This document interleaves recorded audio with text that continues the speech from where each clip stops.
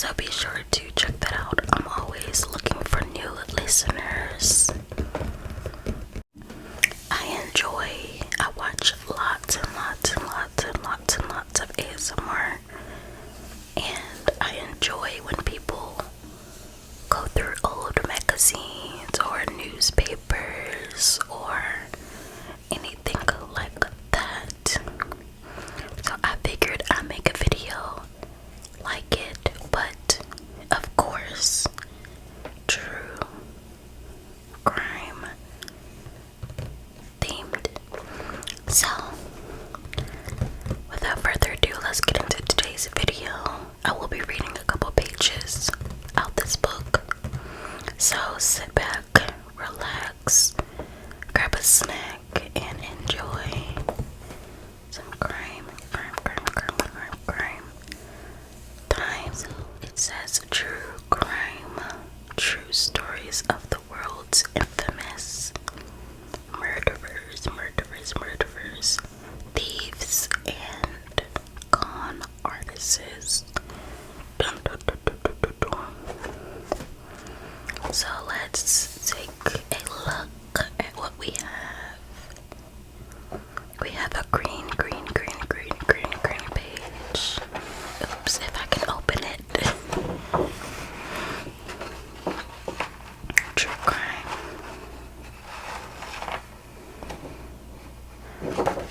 More true crime.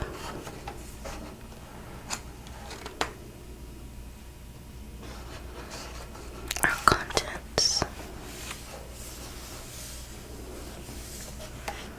And I got this book off of Amazon. So if you guys are interested, I'll leave it link down below. It was only like $13 and shipping was amazing. I think it came like 2 or 3 days later, and it said it'll be here in like 7 days. So do you all know who this is?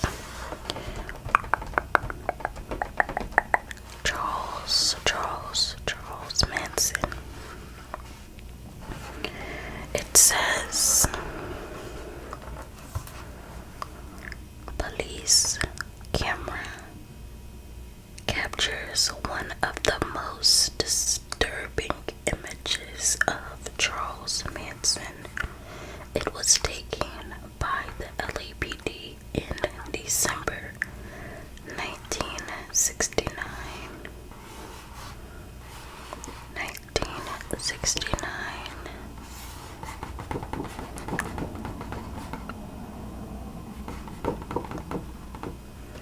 Just 4 months after the 2-night killing spree by members of Manson's family.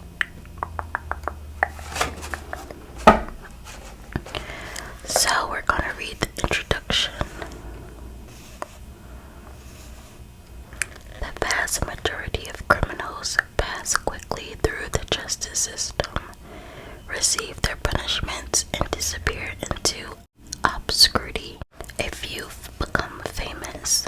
Often this is because the crimes they have committed are so bestial or so heinous that the law-abiding world cannot forget them. That is how Ed Gein. It says Ed Gein. I did a video on him. So check it out. And the Milwaukee cannibal achieve their places in history. Others gain notoriety through their choice of victim. Few people today would know of John Wilkes Booth. Had he not gone to the theater one night and shot the President of the United States. Indeed, many killers have chosen assassination as their particular crime, simply as a means of achieving fame. 80 years down the line, the name Bruno Hauptmann is still revealed. be fouled because he was found guilty of the kidnapping and the murder of an innocent child. The infant son of a great American hero. And many criminals are remembered for other reasons. Rainy Pathia's unhappy claim to fame is that he was the last person to be publicly hanged in the United States. Leopold and Loeb, I think that's Loeb. Two smart boys have been commemorated in film and song because their arrogance led them to believe that they could commit the perfect crime. And then they betrayed themselves with a clumsy mistake that would shame the humblest crook. And many criminals, Charles Manson, which is this guy. This guy is Charles Manson. He looks crazy. Look at his eyeballs. Look at his crazy eyeballs.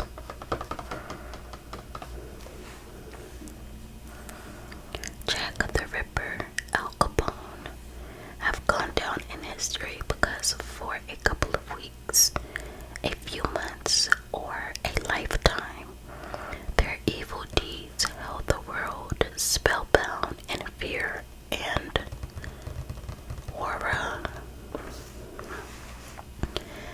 Men like these, and the few women that have matched them, rarely appeal for any attractive reasons, though some have passed into legend in the manner of Robin Hood or Till. Oh my god. I'm not even gonna try to pronounce that last name. Snapping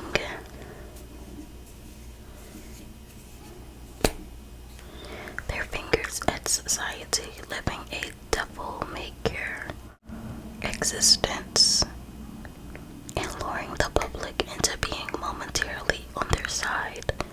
Plenty of Americans were thrilled when Bonnie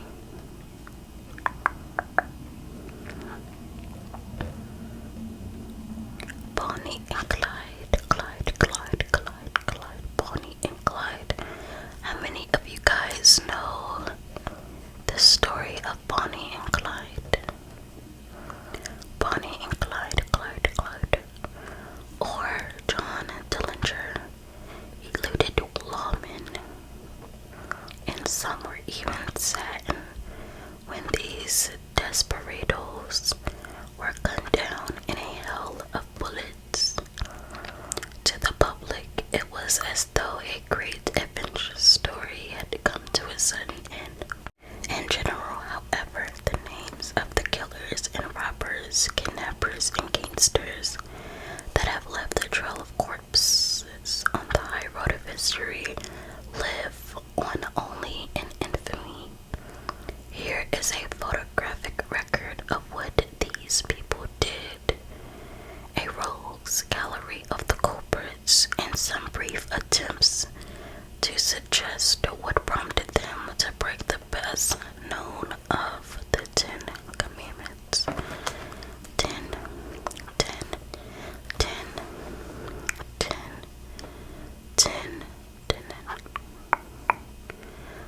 Commandments. 10 Commandments.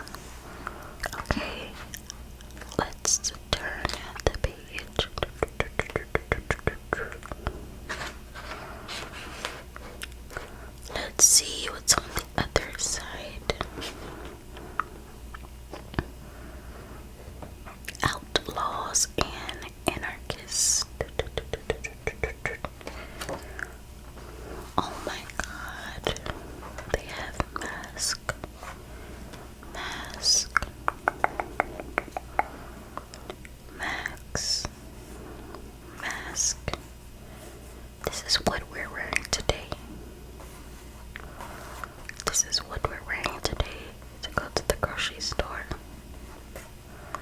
They have some type of cutting tool. It looks wooden from here.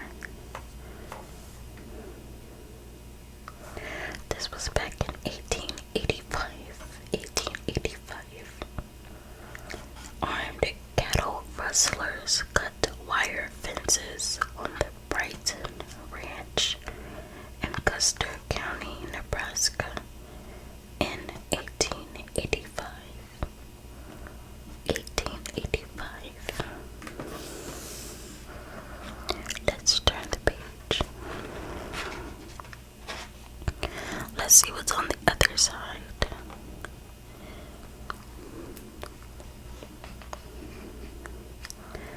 The Wild West.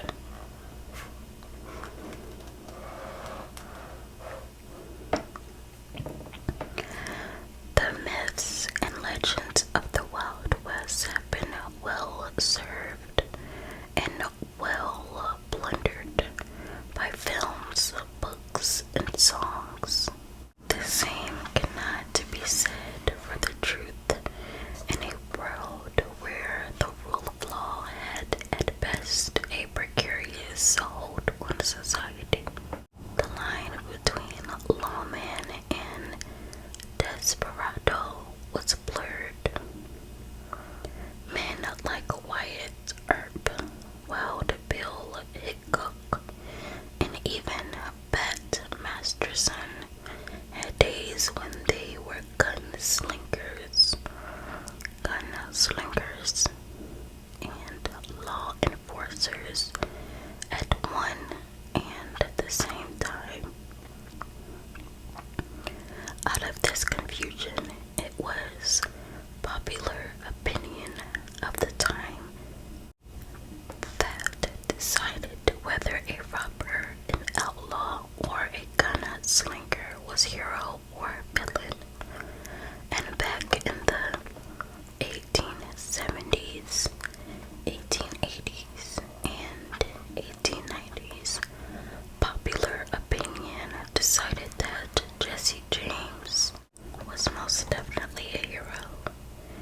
James had the good luck to be championed by the press, in particular by John Newman Edwards, then editor of the Kansas City Times and a man who campaigned for the return to power of old Confederate supporters in the state of Missouri, in a society of predominantly small farmers who loathed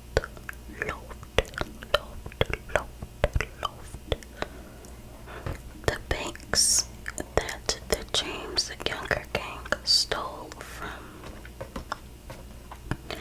Had little sympathy for Yankee railroad companies and detective agencies. It took only rumors of good deeds on the part of outlaws to turn Jesse James and his like into Robin Hood figures. Stealing deeds on the part of outlaws to turn Jesse James and his like into Robin. Wait. Stealing, I read this sentence twice. Stealing from the rich to give to the poor. In case of Jesse, the legend was completed by the manner of his death. Shot in the back by Bob Ford, a treacherous member of his own gang, greedy for the reward offered for Jesse James dead or alive. William H. Bonney, aka William Henry McCarty, but better known as Billy the Kid, was never so lucky. He was a sad and messy life, serving no popular cause, writings no wrong, and doing little help to feed his fellow poor, not the stuff of which heroes are made. He was orphaned at the age of 13 and placed in a foster home by his stepfather. He fell in with a small-time crook named Sombrero Jack, and first fell foul of the law by stealing laundry.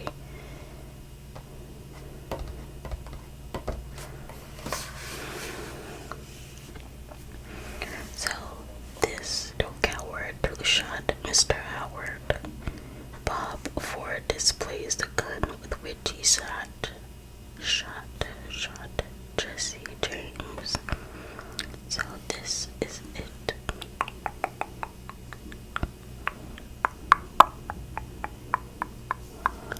This is it.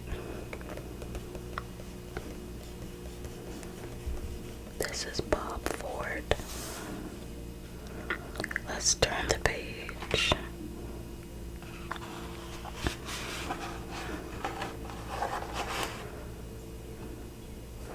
Okay, so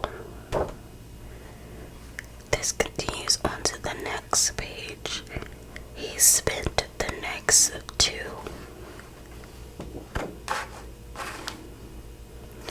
years tramping the country and working as a ranch hand and a professional gambler before teaming up with a horse thief named Jack Mackey.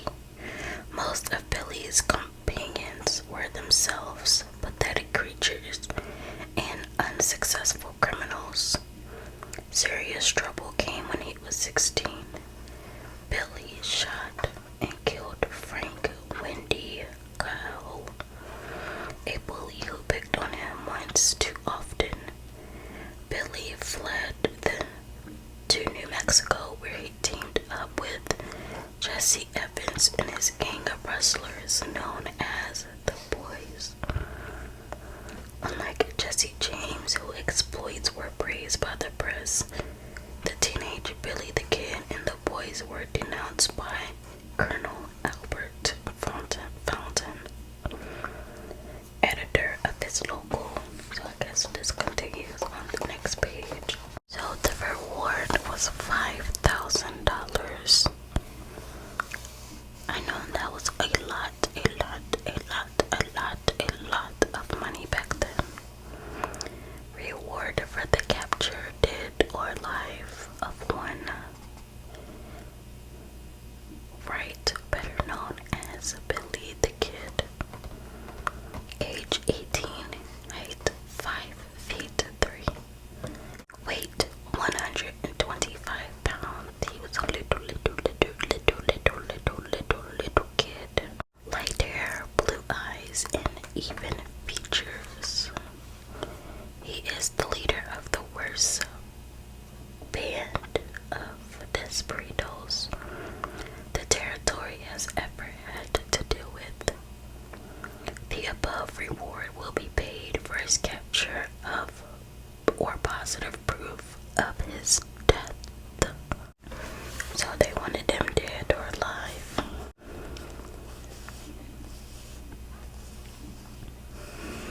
Clockwise from top left. A wanted poster for Billy the Kid issued in 1878. William Billy the Kid, Bonnie at the age of 21, with just a year of his life left. Frank James. Oh, okay, so this is Billy. Wait, I feel like this is Billy because this doesn't look like a 21-year-old man. This does. This is Frank James standing over the coffin of his brother Jesse.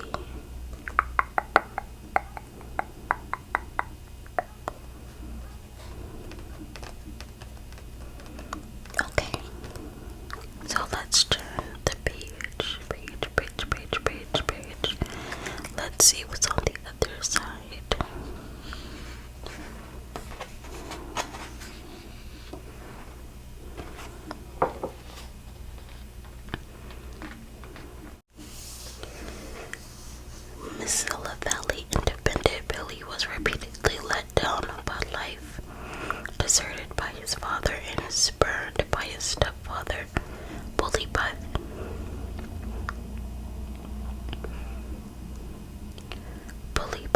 first man he killed, betrayed by the governor of New Mexico. Lew Wallace, author of Ben-Hur, who had promised Billy exemption from prosecution following violence and murder. A power struggle between a rival ranks in Lincoln County, and finally killed by the man he had, oh my god, he had befriended and trusted, oh my god, Sheriff Pat Garnett. Pat probably wanted that reward money, that's why he killed him. That's why he killed him.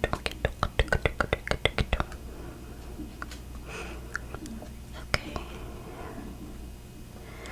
Let's see what's on the other side. This says remains of Mick something. Ear tombstone. I don't know what that says. It could be anything. Let's go. Let's see what's on the other side. Oops, oops, oops, oops. Okay.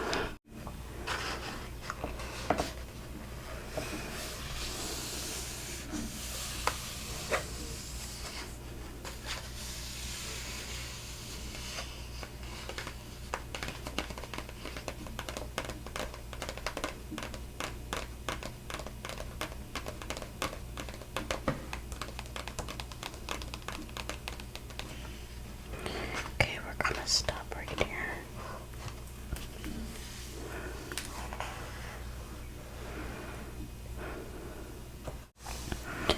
So, I just read a couple of pages just so I can